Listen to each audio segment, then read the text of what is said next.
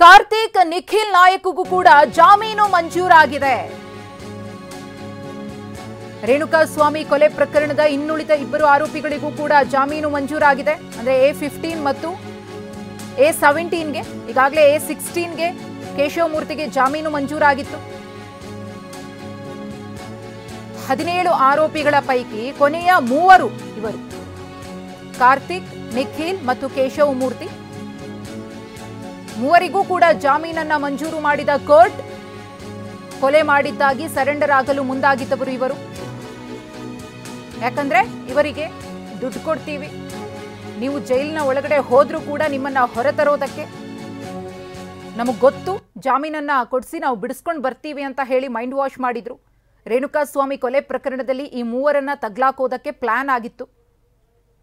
ಪೊಲೀಸರು ವಿಚಾರಣೆ ಮಾಡಿದಂತಹ ಸಂದರ್ಭದಲ್ಲಿ ಹಣಕಾಸಿನ ವ್ಯವಹಾರದ ಬಗ್ಗೆ ಹೇಳಿ ಎಲ್ಲೂ ಕೂಡ ದರ್ಶನ್ರ ಹೆಸರಾಗಲಿ, ಪವಿತ್ರ ಹೆಸರಾಗಲಿ ಅಥವಾ ಈ ರೀತಿ ಕೃತ್ಯದಲ್ಲಿ ನಾವೆಲ್ಲರೂ ಕೂಡ ಭಾಗಿಯಾಗಿದ್ದೀವಿ ಅನ್ನೋದಾಗಲಿ ಹೊರಬರಬಾರ್ದು.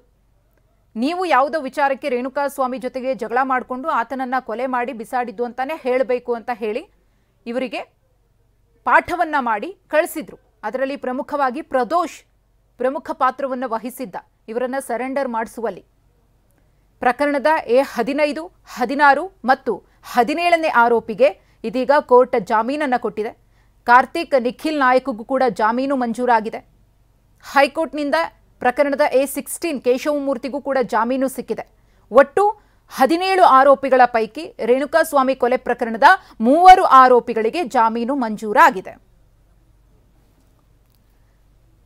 ಇದು ಬಳ್ಳಾರಿ ಸೆಂಟ್ರಲ್ ಜೈಲಿನ ದೃಶ್ಯಾವಳಿಗಳನ್ನು ಗಮನಿಸ್ತಾ ಇದ್ದೀರಿ. ದರ್ಶನ್ರನ್ನ ಭೇಟಿಯಾಗೋದಕ್ಕೆ ಅವರ ಪತ್ನಿ ವಿಜಯಲಕ್ಷ್ಮಿ ಮತ್ತೊಮ್ಮೆ ಬಳ್ಳಾರಿ ಸೆಂಟ್ರಲ್ ಜೈಲಿಗೆ ಭೇಟಿಯನ್ನು ಕೊಟ್ಟಿರುವಂತಹ ದೃಶ್ಯಾವಳಿಗಳು.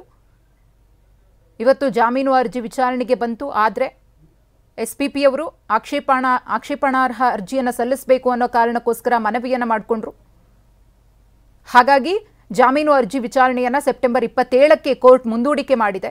ಈ ಹೊತ್ತಲ್ಲೇ ವಿಜಯಲಕ್ಷ್ಮಿ ಅವರು ಕೂಡ ಬಳ್ಳಾರಿ ಜೈಲಿಗೆ ಆಗಮಿಸಿದ್ದಾರೆ ತಮ್ಮ ಪತಿಯನ್ನು ನೋಡೋದಕ್ಕೋಸ್ಕರ. ಜಾಮೀನಿನ ನಿರೀಕ್ಷೆಯಲ್ಲಿದ್ದಂತಹ ದರ್ಶನ್ಗೆ ಎಲ್ಲೋ ಒಂದು ಕಡೆ ಆ ಟೆನ್ಷನ್ನಿಂದ ಆಚೆ ಬರೋದಕ್ಕಾಗ್ತಾ ಇಲ್ಲ.